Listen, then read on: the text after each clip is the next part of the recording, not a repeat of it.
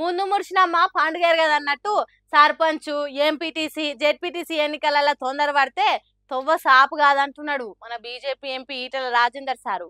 తొందరపడి ఓ కోయిల ముందే కూసింది అన్నట్టు కూస్తే కూతలకు ఇల్వ లేకుండా అవుతుందట. హాగో అదే ముచ్చట చెప్తుంది నుండ్రి. నేను చూసిన దగ్గర మీరు హుజరాబాద్లో అక్కడక్కడ ఒక 2 రకాల దావతులు అయిపోయినాయి ఇప్పటికే. ఎలక్షన్ అంటే మూలకి వెళ్ళిపోతారు.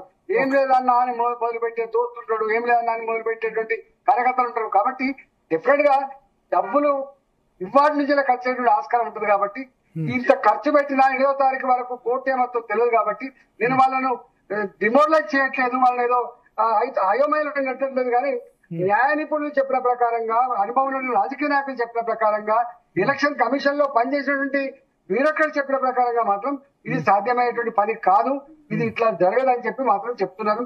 ఇన్నరా ఏమంటుండో బీసీలకు 42% రిజర్వేషన్లు పెట్టి ఎన్నికలు పెడతామని సర్కార్ అంటున్నది కానీ అది సాధ్యమయ్యే పని కాదంటున్నాడు. అంటే ఏందన్నట్టు ఈ రిజర్వేషన్లు పట్టుబట్టి అమలు చేస్తామని చూసినా ఎన్నికల తర్వాత కూడా కోర్టులు వాటిని కొట్టేసే ఛాన్స్ ఉంటది. కాబట్టి ఇప్పటి నుంచే ఎన్నికల దావత్లు ఇస్తామన్నాడు. ఇయాలని లీడర్లు ఎంబటి వాడడు మంచిది కాదంటున్నాడు మాజీ మంత్రి సారు. ఇప్పుడు ఇచ్చిన రిజర్వేషన్ ప్రకారం నేనే సర్పంచ్ని, నేనే ఎంపీటీసీని అని గల్లెగరేసి జేబులు ఎంతుంటే అంత ఖర్చు చేసి అడిగిన వాళ్ళ కళ్ళ ఆగిపిచ్చి తినిపించి ఇల్లుని ఖాళీ చేసుకోకుండ్రి. ఇది తొందరపడి ఓ కోయిలా ముందే కూసిందనే ముచ్చట కంటే ఇది బేకార్ అవుతుంది. ఎన్నికలల్లో ఖర్చు పెట్టే పైసలు గోడకేసిన సున్నం తీరే అవుతుంది. అవి రావు, ఆశించిన పదవి దక్కది.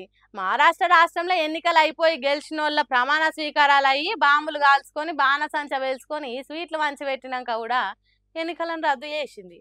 ఏంద్రాబాబు గిట్ల అయిపోయా మన బతుకు అని వెనకకు మరి చూస్తే ఇల్లు గుల్లయింది. కాబట్టి ఇప్పుడు కాంగ్రెస్ సర్కార్ ఇస్తానన్న రిజర్వేషన్లు నమ్మి మోసపోవద్దు. తొందరపడకే సుందరవదన అన్నట్టు మేలు గోరి చెప్తున్నాడు ఈటెల రాజేందర్ సారు. ఇప్పటికే చాలా మంది దావత్లు ఇచ్చుడు దండాలు పెట్టుడు షురూ చేసిండ్రట. కాబట్టి పైలంగా ఉండాలి అని చెప్తుండు సార్. చెప్పేది కూడా వాజిబే. కాబట్టి ఆత్రం పడి ఖర్చు పెట్టుకొని ఆగం కాకుండ్రి, 10 మందిలా పరువు పోగొట్టుకోకుండ్రి. సర్కారు ఉచిత పథకాలు ఇస్తే తీసుకున్నాడు కాదు, డిమాండ్ చేసి అడిగే కాడికి వచ్చింది జనాల ఎవరం. మహాలక్ష్మి పథకము కొన్ని బస్సులకే కేటాయించి సూపర్ ఫాస్ట్, లగ్జరీ, డీలక్స్, గరుడ లహరి అసొంటి ఏసీ బస్సులకు ఫ్రీ టికెట్ లేకుండా నడుపుతున్నది ఆర్టీసీ. కానీ ఈ అక్క చూడండి ఎట్లలో లిక్ దిగిందో.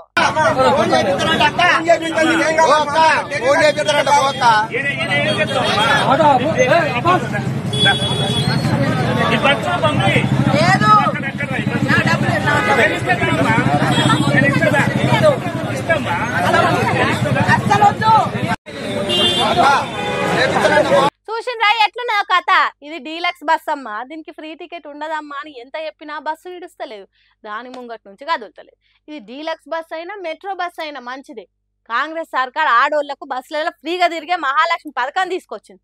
కాబట్టి నన్ను ఫ్రీగా ఎక్కడికంటే అక్కడికి తీసుకుపోయి దించాలి అన్నట్టు బస్సు బంపర్ పట్టుకొని ఇడుస్తలేదు. ఫోన్ చేస్తే వచ్చిన పోలీసులు, బస్సు ఎక్కిన పబ్లిక్, బస్సు ఆపిన కాడున్న పబ్లిక్ అందరు ఎంత చెప్పినా ఇంటలేదు. బస్సును ఇంచు మందంగా అట్లనిస్తలేదు. అక్కడ ఉన్నోళ్ళను ముప్పు తిప్పలు పెట్టి 3 చెర్ల నీళ్ళు దాపించింది. ఆగమాగం హల్చల్ చేసింది. అబ్బబ్బబ్బ ఏం గాయాలాడామెరా అని నెత్తి పట్టుకునే తట్టు చేసింది. మనుగూరు నుంచి ఖమ్మానికి నడుస్తున్న డీలక్స్ బస్ ఎక్కిన ఈ అక్క ఆధార్ కార్డు చూపెట్టి టికెట్ కొట్టుమన్నదట. ఏందమ్మా ఇది ఫ్రీ టికెట్ బస్సు కాదని కండక్టర్ చెప్తే ఇగో గిట్ల బస్సు ఆపి లొల్లి వేసి లోకాన్నే ఆపినంత పని చేసింది. ఆఖరికి పోలీసులే చిన్న బతిలాడి నచ్చ చెప్పి తీసుకొని పోయిండ్రట. చూడండి పబ్లిక్ ఎట్లా తయారైనరో. చారణ ఫ్రీగిస్తున్నాం అనగానే అగ్గో బారణ ఎందుకు ఇయ్యవు అన్నట్టు తయారవుతున్నారు.